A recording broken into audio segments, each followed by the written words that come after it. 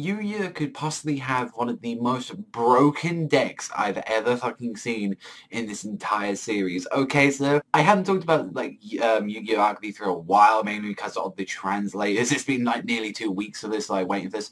So I'm probably not going to do the same as I did with Yu-Gi-Oh! Xiao and Xiao 2, where I reviewed that, and the problem was with Xiao is that the translators were taking so long. It was either ended up waiting for like 2 months just for like an episode or so, and then sometimes they just dump you with episodes. So it's really going to depend by like next week if they're going to be translating this stuff on time. I'm not expecting, you know, the day the Raw's out that I'm going to like talk about it, but like they have to sub it. But if it's like a day or two late, then it's like, come on, that's sort of ridiculous at that point.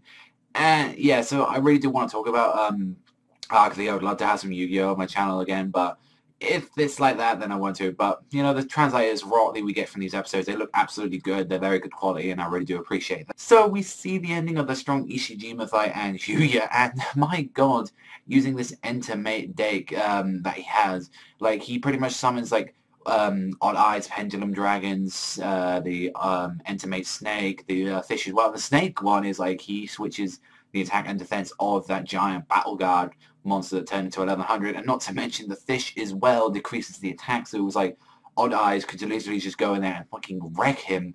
And it's like he even uses like those evasion cards, he even uses like a trap card as well. It's like those two magicians that he has as his pendulum monsters, I think they go to the scale of 1 to 8, so it goes right, you can summon any monster from like 2 to 7. I think that's how pendulum works. So what they get is like, I think this only applies to pendulum monsters. One of them negates spell cards for like a pendulum monster.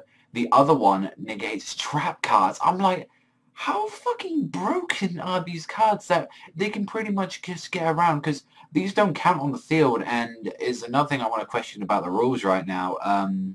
When they're on the pendulum thing, are they counted as monsters or are they counted as spell cards? So would you have to use a heavy storm to break them, or would you have to get out a dark hole to get rid of these cards? Since I'm guessing they're targeted on the field, so you would have to like use something like a target card to get rid of them. It's weird. I have no idea because it's counted as a magic and also as monster as well, so it's very confusing and I didn't get that.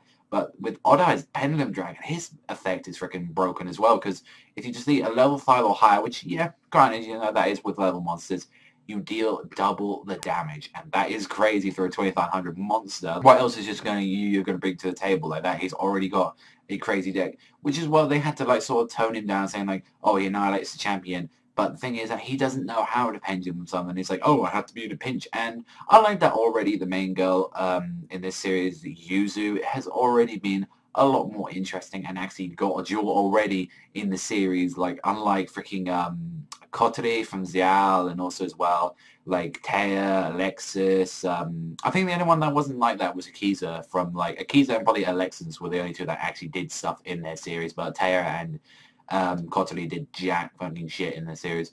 So he has a duel with her, and she seems to be using like a diva deck where it's sort of like she summons like all these diva monsters. And what we saw from her cards, we only saw like 3 cards like a monsters, like one that has like 1600 attack that does damage if it doesn't attack, and then also another one that just gets special summoned, and the 2600 monster that special summons more of them.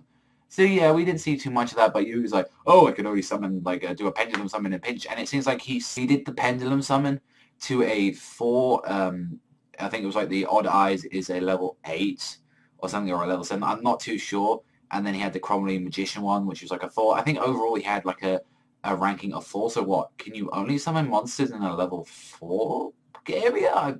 It wasn't explained like that, since he was able to do the pendulum thing, but all I really know for like the 1 to 7 is that you can summon stuff from like 2 to 7. That's what I'm guessing, like with his 1 to 8 scale.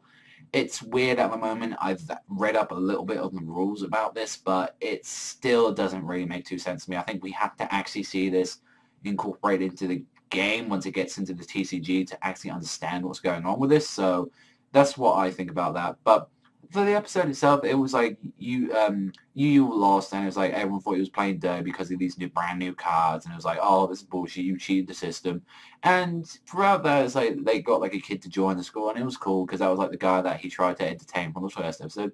Overall, this was a solid episode, and seeing as well that they're trying to steal these cards from him. So now I guess like every baddie of the week is gonna take like Yuya's cards from him. Like I think this is a solid 7, but like I said, I want to keep reviewing this. If can, I possibly will keep reviewing because you know it's Yu-Gi-Oh. I want to keep Yu-Gi-Oh. I love Yu-Gi-Oh. Like I want to do it on the channel, but if it keeps at it like this, then yeah, sorry guys. It's like I literally just can't wait like from a week to a month to maybe a fucking year just to get a Arc the episode. I don't even think they've fully translated the ZL 2 anime yet. I think they've still got a couple episodes left on that, so maybe it's just because of that, maybe because they've still got some ZL to do, but like, if it's act like this, then I probably won't keep talking about Akbi, but let me know what you think in the comments section down below, but that's all for me once. Thank you very much for watching. As always, remember, I'll see you guys next time.